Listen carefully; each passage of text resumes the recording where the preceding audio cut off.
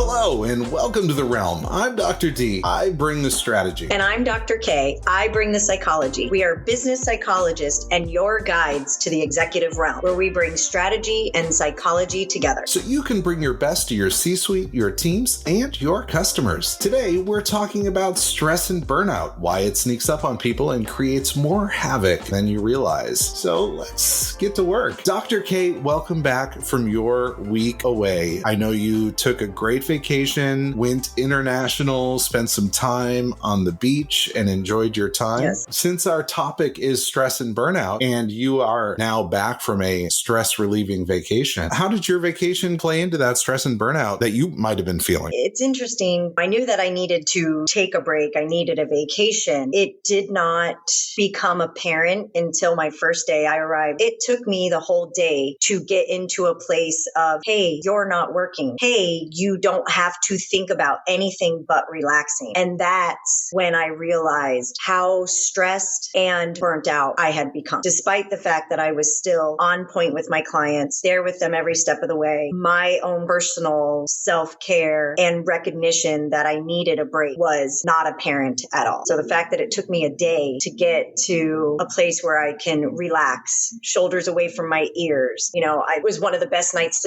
sleep I've had in an extended period of time. It's that made me recognize I need to take more time, or at least be more conscientious of the fact that the stress is now leading to the burnout. As somebody who finds stress kind of empowering myself, right? Mm-hmm. I work well under deadlines. I like to have a lot of things going on. There's good stress and there's bad stress. Stress is generally considered not great, but there is something called eustress, which is kind of like euphoria, a technical term that psychologists use for the good stress in your life. And it's necessary. But anything that is good, that is overused, can become a bad thing. Yeah, absolutely. And I can be the same way. There's been times in my life where it's been school and work, and whether it was, a significant other, or when I was in high school, it was playing sports, and it would be a charge to have all of these things that I needed to get done. For me, at times, if I don't have a lot on my plate, I actually slack off more. However, when there's a lot on my plate and those things are not getting completed or not progressing, moving forward, or improving if something needs to improve, that's when it becomes the bad stress. That's when it's no longer a motivation. Yeah, that makes a lot of sense. And there's always stress that you put on yourself, where you put something off for too long, or you have deadlines. There are a lot of areas where you can drive your own stress. And then, of course, there's all those external stressors coming out of a year of quarantine. All the change, that caused a lot of stress for a lot of folks. And it was a difficult time. It created a lot of inner turmoil driven by external forces.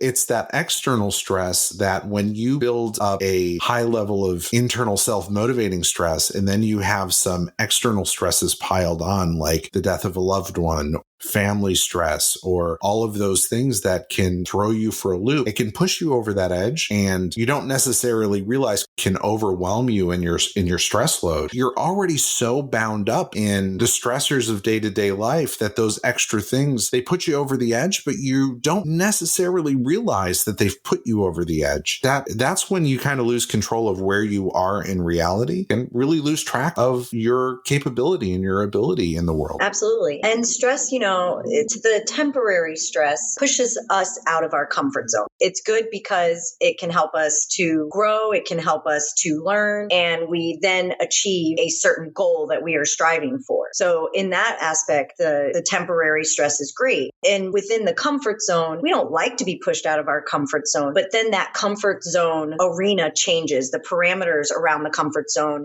changes, whether it gets larger, gets smaller, or disappears, where we're just like, oh, this is great. I can always change and try new things. It's when those stressors start piling on and they never get resolved, and especially with the external stressors, because our internal stressors, we can improve for ourselves. But external stressors, such as a boss that's always harping on someone, or, does not have any interpersonal skills, that is a stress that we can't really typically do a lot about because it is on someone else. So when those stressors start to build, that's when that burnout comes. And there is a difference between stress and burnout. Oftentimes they are are used interchangeably. But with the burnout, it's a long-term negative state that we are in, which leads to emotional exhaustion, physical fatigue, oftentimes a cognitive weariness. We're more exhausted in our brains. We're difficulty focusing, inability to concentrate, get things done. That's where the physical effects come into play. And burnout has been researched to lead into depression if it does not get fixed. Because remember, the difference between the stress and burnout is that burnout is a long-term effect.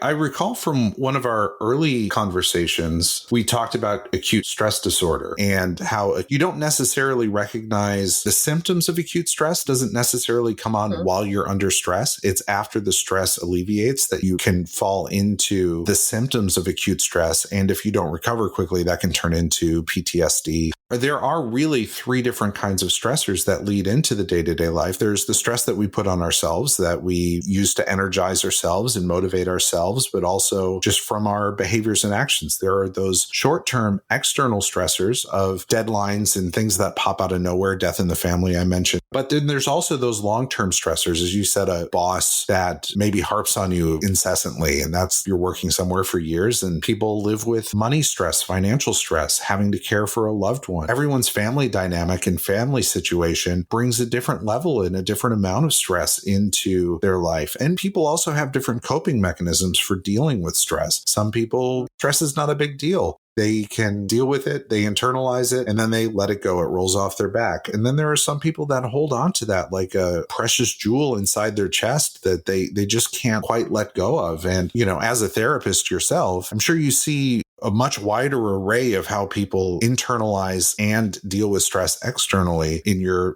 clinical practice. If it's acute stress or it's just like an immediate short-term stress, it's an increase in anxiety, overthinking, ruminating thoughts, maybe starting to have some nights where there's difficulty sleeping, you're stressed out, so maybe you skip a lunch or something like that. And those are always signs that when clients and I are working together, that I will try to find out, well, how do you know you're stressed? What's going on? And we start finding ways to improve them so that it doesn't turn into something more. It's recognizing the signs at work that you are starting to stress and or become burnt out. And one of the biggest ones is that you dread going to work. But if every time you're driving into work, you're starting to have anxiety or panic attack, you get upset stomach, you have a headache all throughout your day at work, muscle tension, unable to relax, those are signs that there is something.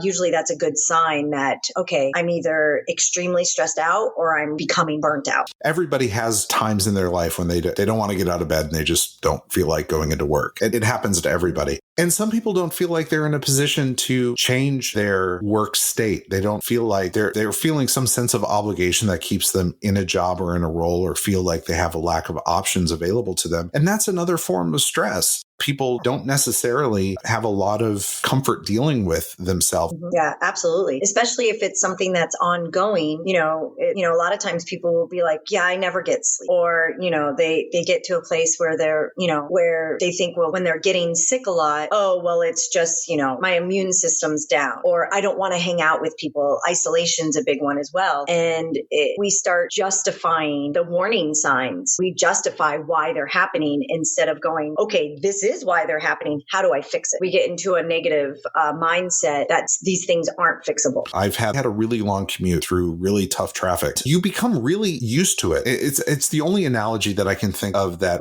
I can really relate to. You become used to it. While the traffic was miserable the first few weeks that I was driving it, I became acclimated. And it wasn't until after I moved or I changed jobs that I felt that sense of burden lift that I didn't even realize I was accommodating in my life and how life-changing some of those things were. And I have to believe that many people who had to adapt by working from home, and the lack of commute and working from home lifted a lot of stressors off of people, but it also added a different dynamic, a different set of stressors. It's being honest and real with yourself, saying, okay, I'm stressed out. What do I need to do? Or I'm burnt out. And it's finding ways to deal with that. Because, as I said earlier, if you're stressing out and we don't take care of those, that has a possibility of leading into the burnout. And then if you're burnt out and that lasts an extended period of time, that has potential of leading to, either a short-term episode of depression or chronic depression. And then that's just a whole nother set of issues and problems problems that one has to work through when they already aren't feeling good. And that's only exacerbated, I imagine, by people who already have some mental health issues that they're working through, like depression or anxiety. And dealing with mental health issues alone, I imagine, are probably pretty stressful. Mm-hmm, absolutely. Any form of mental health issues, sometimes they think that that's all they are, but that's not true. That's just one piece of the pie. You are someone that is suffering from depression, but you're not just a walking depression. It's an aspect of who you are. Yeah. Yes. Yep. It's, I often will say it's just one piece of your puzzle. It's not the whole puzzle. It's just one piece. That's really insightful, Dr. K. I try. Well, we've talked a lot about the psychology of stress and burnout. Let's talk about how that relates at work. Obviously, when you have to recognize your own level of stress and you have to recognize how to take care of yourself so that you can bring your best self, as we say, to your C-suite, your teams, and your customers. But part of being a leader, part of being an executive is setting the right tone and the right culture within your organization to get the best out of your business, to be able to really live your mission. You have to make sure that you have high functioning, well-performing teams, making sure that people don't feel so chained to their work that they can take some time off, and having a plan for people to take time off, monitoring your teams to make sure you're picking up if you have team members that are approaching those signs of burnout and stress that they might not recognize themselves, intervening and stepping in and being a part of the solution for your team, and not just trusting that if they need time off, they'll ask you when they're ready. If you develop a culture where people are really engaged and really enjoy being at work, that could be overdone and that could lead to stress and burnout. So you really, as a cultivator of your culture, an enabler of your mission and your team, you have to always be on the lookout for where people are stressed and insist on people taking time off, finding ways for introducing levity and periods of mental relaxation in your team so that they can refocus and re-energize and stay energized. Absolutely. And to piggyback on that, if you provide that safe space for your employees where they feel that they are able to come to you and say, hey, I'm really stressed, or I'm really burnt out, that's going to create a culture that's going to make people want to stay, make people want to do more. And as a leader, it would be important if you are noticing that someone is out of control, and I don't mean that they're freaking out, but out of control where everything needs to be in their control. Because when we're stressed or we're anxious, sometimes we go into more of a control mode because that we feel safer that way. As a leader, it's time to walk up to whoever that person is and be like, hey, how can I help? Who do we need to delegate this to? What's going on? You seem to be more anxious. You seem to be more nervous, and recognizing those signs. And as a leader, it would be important to make it known that you see your employee, in a safe space, not like, hey, you're anxious, get it together. But hey, I'm noticing, there's something different. What's going on? How can I help? Just asking, how can I help? Sometimes it's just knowing that you have the support is enough for someone to be able to get back into the headspace that they need to be in. Yeah, it's interesting because it is really a catch-22 because your most engaged employees, the ones that are most dedicated, they're the ones that you have to pry away from the office and say, hey, go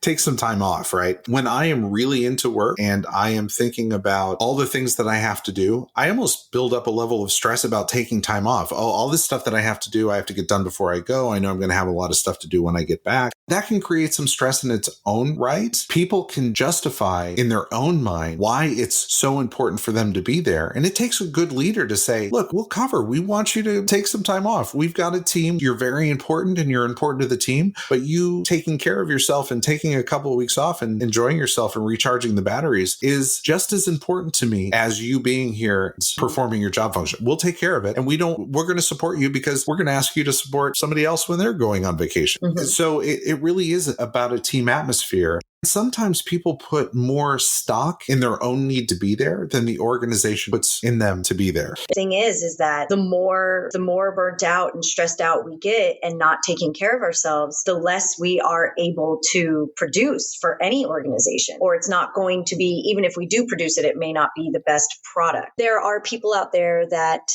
unfortunately are not fortunate enough to be able to take vacations or even 3-day weekends. It is unfortunate, but it is there. And for those people, I can only imagine the level of stress or burnt out that they, possibly may be feeling. So it is important that when we do have time off, to really take that time off seriously. Close the computers, turn your emails off, turn your notifications off, so that you have, whether it's an hour or 5 days, you can take that time to decompress. When you come back to something after giving your brain and your emotions and everything a chance to decompress, you can see whatever situation that you are dealing with, whatever project you're dealing with, whatever team member you're dealing with, you can come to it with a very different mindset, you look at it very differently because you've had a chance to step away. Yeah, I call that respecting the sanctity of time away. When a team member is off on vacation, there's a tendency for people to want to work when others are working. In today's environment, business is happening all the time. So it's really easy to get sucked into the routine of checking emails in the evening or checking emails on the Sunday. You have to plan for time away. If you're going to take a 2-week vacation or a week vacation twice a year or 3 weeks, or however you decide and plan to take your time off, it needs to be recognized that you are away. And when your team members have the same thing, lead by example, demonstrate the same respect for their time away that you would hope for in your time away. Now, I think one of the challenges that happens in business is there's a level, I'm going to call it ego, a level of self-importance that I'm so important to my business function that if I leave for a week or two, the world's going to fall apart. It's not. Yes. That's arrogance. There is zero humility in that. And the very best leaders build an environment where there's redundancy in work. If I, as a leader, have to be there 24/7, then I'm failing as a leader. If I'm a successful leader, I'm building an environment where the machine can run and I'm tending the environment, and I can step away for a week or two and the machine will continue to run, that I've built the right infrastructure and support around me, that my stepping away doesn't cripple the business. And it's even more important for my team. If I have built the team in the right way, any one person can step away or two people can step away and take a vacation and the machine will continue to run efficiently. Of course, when that person's on vacation or away, we're going to miss them terribly and want them to come back. But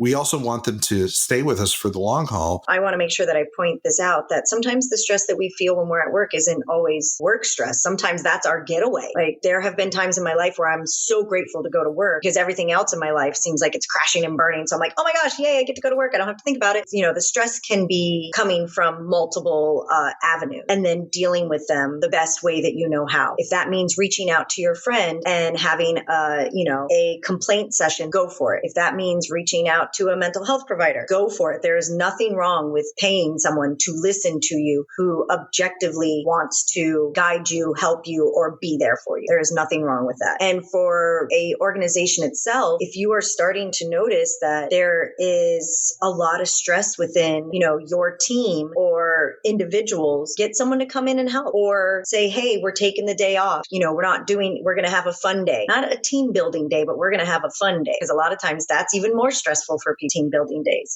but as the leader in the organizations, you have to look for that. Let's have a half day and do a really nice lunch and no more work after that, so that people have a chance to kind of just turn their brains off. Yeah, that is one of the nicest surprises that you can do for a team, if your business allows it, is to say, hey, let's go eat some lunch and then let people go home after on a Friday. It's always such a nice surprise. It lifts people's spirits. If you don't email and text them with a million things over the weekend and they actually enjoy it, that's a really big deal.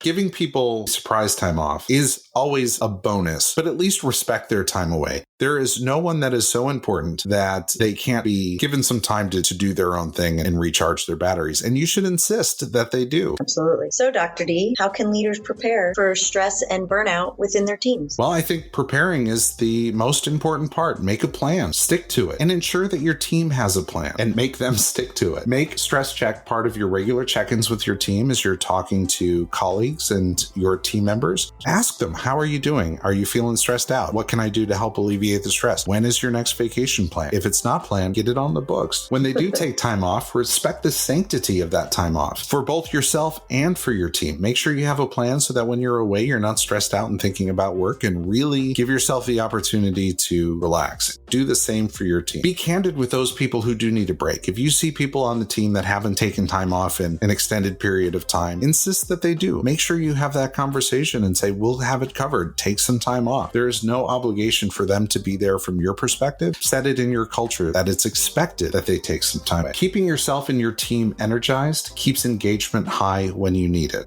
By giving people breaks to alleviate stress, when those really stressful times come, people will be prepared. Because what's good for your team is good for your mission. So with that, Dr. K, what's on tap for next week? Well, next week, we will be talking about emotional intelligence. Is it really as important in leadership? And is it innate to a person's personality, or can it be a developed leadership trait?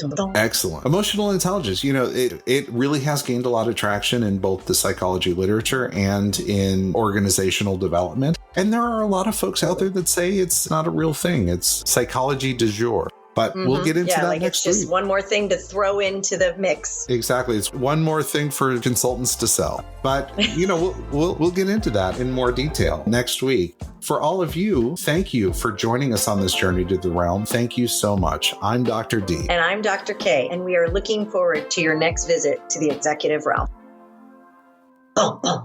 Shoulder. Where I'm at today.